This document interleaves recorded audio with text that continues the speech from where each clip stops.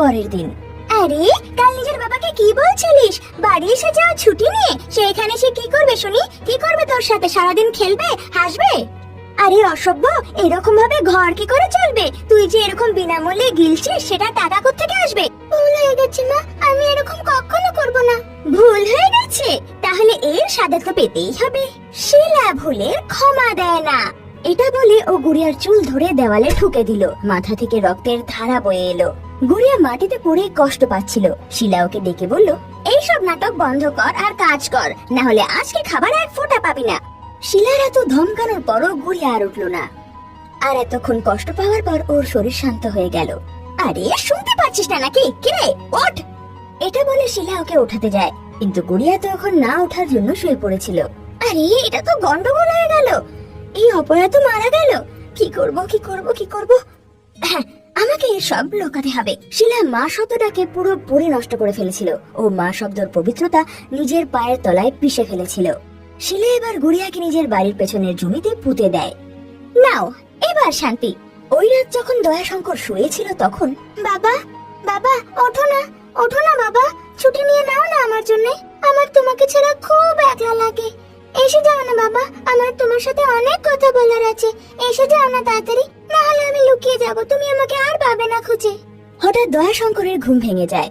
আরে স্বপ্ন ছিল, কিন্তু আমার মেয়ে আমাকে অনেক মিস করছে, আমায় ওর কাছে যেতেই হবে। দয়াশঙ্কর পরের দিন বাড়িতে পৌঁছালো তো নিজের গুড়িয়াকে বাড়ির বাইরে খেলতে দেখলো। ও ওকে ডাকলো, গুড়িয়া, এক গুড়িয়া, দেখ তোর বাবা এসে গেছে, দেখ আমি ছুটি নিয়ে নিয়েছি। গুড়িয়া। গুড়িয়া দৌড়ে ওর কাছে গিয়ে জড়িয়ে ধরলো আর কেঁদে কেঁদে বলল, বাবা আমার তোমার খুব মনে পড়তো, তুমি আসতে যে খুব দেরি করে ফেললে বাবা। আরে দেরি কেন, দেখ আমি এসে গেছি। এটা বলে দয়াশঙ্কর নিজের সাথে আনা ব্যাগটা খুললো আর ভেতর থেকে লাল ফ্রকের পুতুল বার করে ওকে দিয়ে দিল। বাবা ফ্রকটা তো দারুণ দেখতে হচ্ছে, আর পুতুলটাও তো দারুণ সুন্দর হয়েছে, কিন্তু বাবা আমি তো আর এই ফ্রক পরতে পারবো না, আর আমি পুতুলের সাথেও খেলতে পারবো না, কারণ আমি মরে গেছি না বাবা। দয়াশঙ্কর যেই ওর মুখ থেকে এই কথা শুনলো, আশ্চর্য হয়ে গেল। তুই কি বলে যাচ্ছিস? আমি সত্যি বলছি বাবা, আমি মরে গেছি। মা আমাকে মেরে বাড়ির পেছনে তেঁতুল গাছের নিচে পুঁতে দিয়েছে। কিন্তু বাবা তুমি মাকে কিচ্ছু বলবে না, কারণ এখন তো আমিও থাকবো না, তো তোমার খেয়াল কে রাখবে? এটা বলে গুড়িয়া ওখান থেকে গায়েব হয়ে গেল। গুড়িয়া, ও গুড়িয়া, কোথায় গেলি তুই? গুড়িয়া। দয়াশঙ্করের বুক ভয়ে ধড়পড় করছিল। ও নিজের বাড়ির পেছনে গেল আর তেঁতুল গাছের নিচে খুঁড়তে লাগলো। কিছুক্ষণ পর ওখান থেকে নিজের প্রিয় গুড়িয়াকে পেল, কিন্তু সে আর বেঁচে ছিল না। আরে গুড়িয়া, এই গুড়িয়া, আরে আমার মেয়ে রে, তোর কি হয়ে গেল রে? আরে তোর বাপটা দেরি করে ফেললো রে, আরে বাবারে মেরে ফেললো রে, আমার ফুলের মতন মেয়েটাকে মেরে ফেল। হে ভগবান, ওই মহিলাটার হাত কাঁপলো না আমার বাচ্চাটাকে মারতে, ওই মহিলাটা মারলো।